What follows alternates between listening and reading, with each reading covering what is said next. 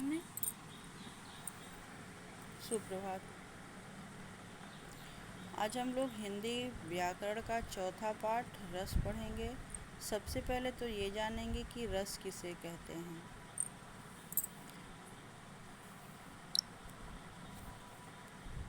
तो साहित्य में कविता को पढ़ने, सुनने अथवा नाटक को देखने से जिस आनंद की अनुभूति होती है उसे रस कहते हैं। रस का मतलब ही आनंद होता है, लेकिन कैसा आनंद जो कविता के पढ़ने, सुनने अथवा नाटक को देखने से उत्पन्न होता है। किसी भी तरह के आनंद की बात नहीं, यह साहित्य के आनंद की बात हो रही है। हमें किसी कहानी के पढ़ने से, उपन्यास के पढ़ने से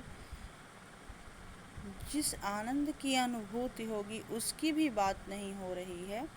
बस कविता को पढ़ने, सुनने अथवा नाटक को देखने से, रंगमंच पे होता हुआ नाटक देखने से जिस आनंद की अनुभूति होती है, हम उसी रस की बात कर रहे हैं।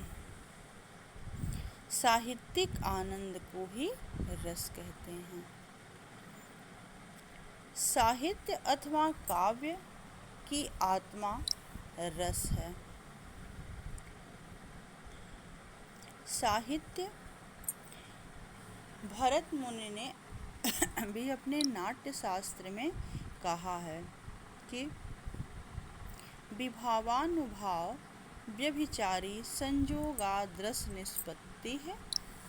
यानी कि विभाव, अनुभाव और व्यभिचारी भाव के संयोग से रस की निष्पत्ति होती है। यानी कि जब विभाव, अनुभाव और संचारी भाव का आपस में संयोग होता है, आपस में एक सम्मिलन होता है, तब रस की उत्पत्ति होती है।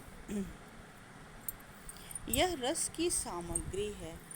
दूसरे शब्दों में रस के अवयव अर्थात अंग, अवयव का मतलब अंग होता है। रस के अवयव हैं और साहित्य रस या काव्य रस अन्य लौकिक रसों से अलग है। जैसे हम किसी से बात करते हैं और कोई हंसी मजाक वाली बात रहती है तो उसमें भी आनंद मिलता है, लेकिन उस आनंद को हम रस नहीं कहते हैं। हमें तरह तरह की समाज में रहते हुए खुशियाँ मिलती हैं, आनंद का अनुभव होता है, लेकिन हम उसे रस नहीं कहते हैं। हमें साहित्य में जो आनंद मिलता है, जो रस मिलता है, तो उसी को हम रस कहते हैं। लौकिक रसों की अनुभूति, लौकिक रसों की भौतिक सत्ता होती है। उन्हें बर्तन में डालकर जिह्वा से पान किया जा सकता है, किंतु जैसे कोई चीज़ हम रसगुल्ला खाते हैं तो हमें बहुत अच्छा लगता है, आनंद यानी कि अच्छा लगता है, आनंद मिलता है, खाने का आनंद मिलता है। तो जिस रस की बात हम कर रहे हैं वह रस इस तरह का नहीं है। साहित्य रस जो है वो भीतरी और मानसिक होता है। वो अंदर से आनंद मिलता है और वह मानसिक आनंद होता है। इसका पान मन ही मन किया जा सकता है, अतः यह सूक्ष्म अतीन्द्रिय है, दिखाई नहीं देता है, अतीन्द्रिय है। परंतु यह ब्रह्मानंद की तरह अलौकिक नहीं है। भगवान भक्ति और साधना से प्राप्त आनंद लौकिक होता है, परंतु साहित्य रस लौकिक संसार को देख, पढ़, सुनकर प्राप्त होता है।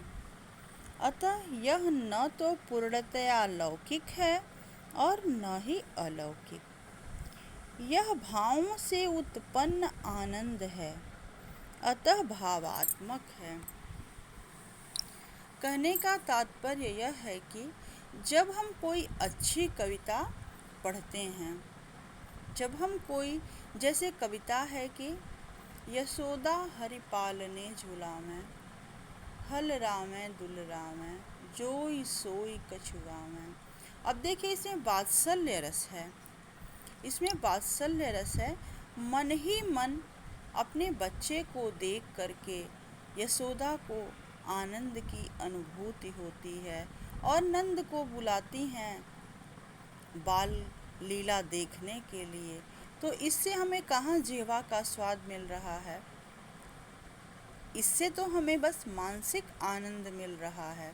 तो हम जिस आनंद की बात यहाँ करते हैं वो काव्य से उत्पन्न आनंद है और वह मानसिक है, जिह्वा द्वारा उसका आनंद नहीं लिया जा सकता है।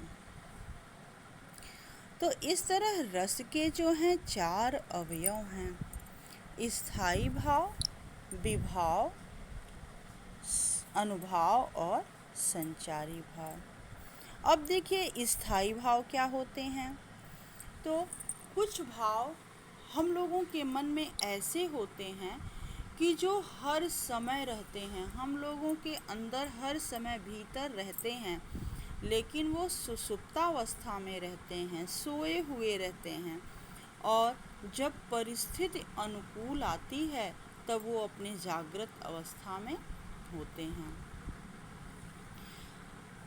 हर समय नहीं जागते हैं। जैसे स्थायी भाव हैं, रति है, शोक है, क्रोध है, घृणा है, वैराग्य है, उत्साह, हंसी, भय, विस्मय। अब देखिए हर समय नहीं ना हंसी आती है।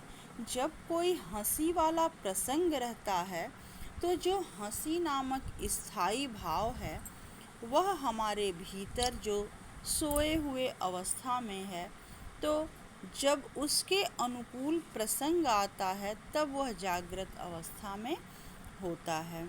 अब किसी बूढ़े व्यक्ति को देख करके मरणासन स्थिति में है, वो जर्जर अवस्था में है, भले ही वह विपरीत है, लेकिन उसको देख के हमारे मन में रति का भाव नहीं आता है ना।